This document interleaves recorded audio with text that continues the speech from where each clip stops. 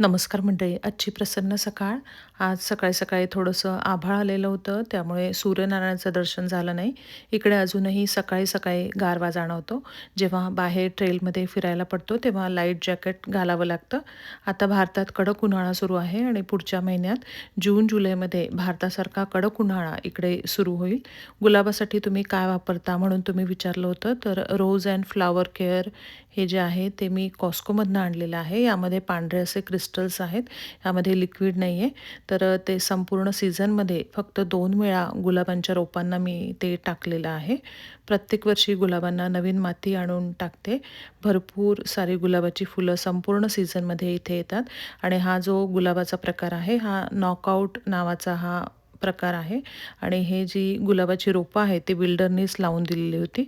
तेव्हा ती अगदी छोटी होती, पण आता बरीच मोठी झालेली आहेत आणि संपूर्ण सीझनमध्ये भरपूर सारी गुलाबाची याला फुलं येतात. सकाळची सगळी कामं आवरली, मुलीला शाळेत सोडवून आले.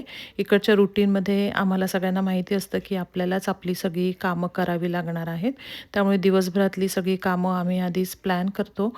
त्यामुळे कामं पण पटापट होतात आणि आळससुद्धा येत नाही आणि दिवसभर आपण सुद्धा आनंदी राहतो. अशा प्रकारे आनंदात आम्ही सुद्धा दिवस घालवलेला आहे. आईने मला छानपैकी गाणीसुद्धा म्हणून दाखवली माझा स्वयंपाक होईस्तोवर. धन्यवाद.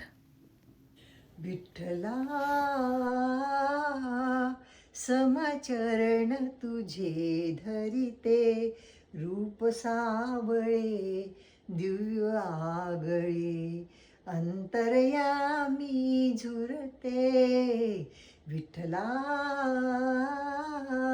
समचरण तुझे धरिते, नेत्र कमल तव नित फुललेले, प्रेम मरंदे किती भरलेले, तव गुण गुंजी घाली तरुंजी, मानस भ्रमरी फिरते. विठ्ठला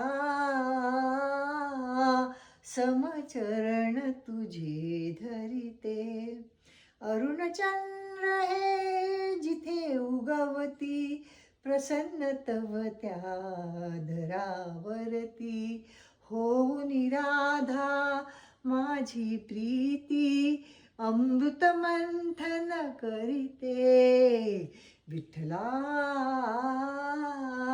समचरण तुझे धरिते.